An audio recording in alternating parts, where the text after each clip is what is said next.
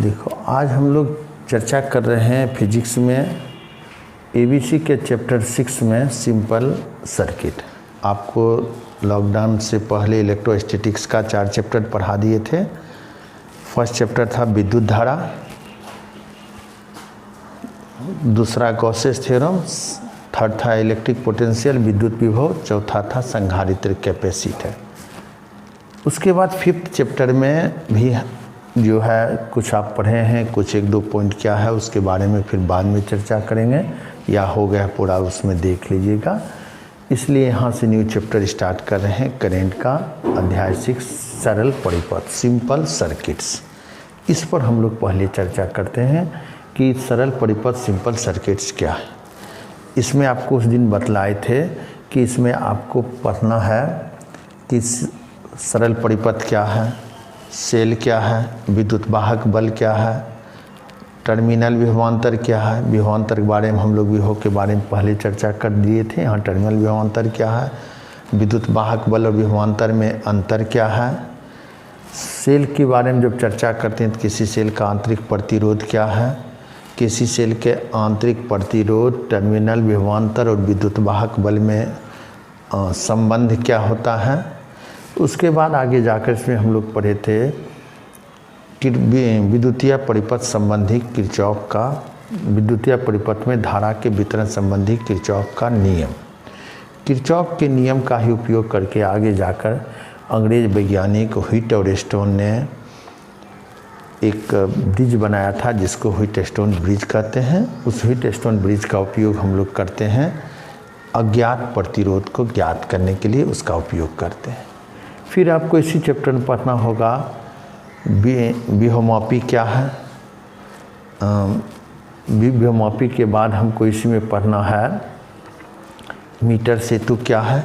ये इस चैप्टर का मेन पॉइंट है जिस पॉइंट पर हम लोग को फोकस करना है। अब सबसे पहले हम लोग चर्चा करते हैं, चैप्टर में भी है विद्युत सेल क्या है, इलेक्ट्रिक सेल क्या है। तो वह युक्ति जिसके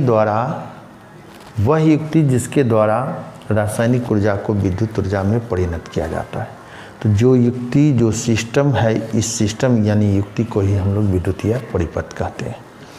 तो विद्युतीय परिपथ सेल इसको कहते हैं। उसके बाद आए थे हमको सेकेंड था सिंपल सर्किट, सरल परिपथ क्या है। तो वैसा परिपथ जिसके द्वारा हम विद्युत धारा को आसानी से एक स्थान से दूसरे स्थान तक किसी भी सिस्टम के द्वारा, जिस सिस्टम के द्वारा प्रवाहित करते हैं, भेजते हैं विद्युत धारा को एक स्थान से दूसरे स्थान तक, उसको हम लोग सरल परिपथ कहते हैं, सिंपल सर्किट्स। थर्ड इसमें मेन पॉइंट आता है कि विद्युत वाहक बल क्या है। अभी आप जान गए कि विद्युत सेल क्या है, सरल परिपथ क्या है, और है विद्युत वाहक बल क्या है, इलेक्ट्रोमोटिव फोर्स। किसी सेल द्वारा, देखिए विद्युत वाहक बल क्या है, किसी सेल द्वारा किसी विद्युतीय परिपथ में एकांक धनावेश को एक बार प्रवाहित करने के लिए व्यय ऊर्जा को, यानी जितना ऊर्जा उसमें खपत होता है उस ऊर्जा को ही उस विद्युतीय परिपथ का विद्युत वाहक बल कहते हैं। इसे इलेक्ट्रोमोटिव फोर्स भी कहते हैं, शॉर्ट में से ईएमएफ द्वारा सूचित करते हैं। फिर से समझ लीजिए, इसमें विद्युत वाहक बल क्या है, किसी भी विद्युतीय परिपथ में किसी सेल द्वारा एकांक धनावेश को उस विद्युतीय परिपथ में एक बार प्रवाहित करने के लिए, संपूर्ण विद्युतीय परिपथ में एक बार जो प्रवाहित करने के लिए जो ऊर्जा व्यय होता है, वह व्यय ऊर्जा ही उस विद्युतीय परिपथ का विद्युत वाहक बल कहलाता है। अभी हम लोग जाने विद्युत सेल, विद्युतीय परिपथ, विद्युत वाहक बल क्या है। अब देखिए इसमें टर्मिनल विभवांतर क्या है। किसी भी विद्युतीय परिपथ में दो बिंदुओं के बीच किसी सेल द्वारा एकांक धनावेश प्रवाहित करने के लिए व्यय ऊर्जा को उस विद्युतीय परिपथ का टर्मिनल विभवांतर कहते हैं। टर्मिनल विभवांतर जनरली इसे भी V द्वारा सूचित करते हैं। ऐसे पद्धति में इसका भी मात्रक वोल्ट होता है। अब हम लोग जान गए इसमें कि विद्युत वाहक बल और टर्मिनल विभवांतर क्या है। अब है मेन इसमें कि विद्युत वाहक बल और टर्मिनल विभवांतर में डिफरेंस क्या है, अंतर क्या है। तो देखिए विद्युत वाहक बल और टर्मिनल विभवांतर में फर्स्ट ये आया इसमें डिफरेंस कि किसी भी सेल द्वारा किसी विद्युतीय परिपथ में एकांक धनावेश प्रवाहित करने के संपूर्ण विद्युतीय परिपथ में एकांक धनावेश प्रवाहित करने के लिए व्यय ऊर्जा को उस विद्युतीय परिपथ का विद्युत वाहक बल कहते हैं, जबकि किसी भी विद्युतीय परिपथ के दो नियत बिंदुओं के बीच एकांक धनावेश को प्रवाहित करने के लिए जो ऊर्जा व्यय करते हैं उस व्यय ऊर्जा को उस परिपथ का टर्मिनल विभवांतर कहते हैं। एक अंतर है। दूसरा है कि विद्युतीय परिपथ में किसी भी विद्युतीय परिपथ में विद्युत वाहक बल के कारण धारा प्रवाहित होती है और टर्मिनल विभवांतर जो है यह धारा प्रवाह के कारण उत्पन्न होता है।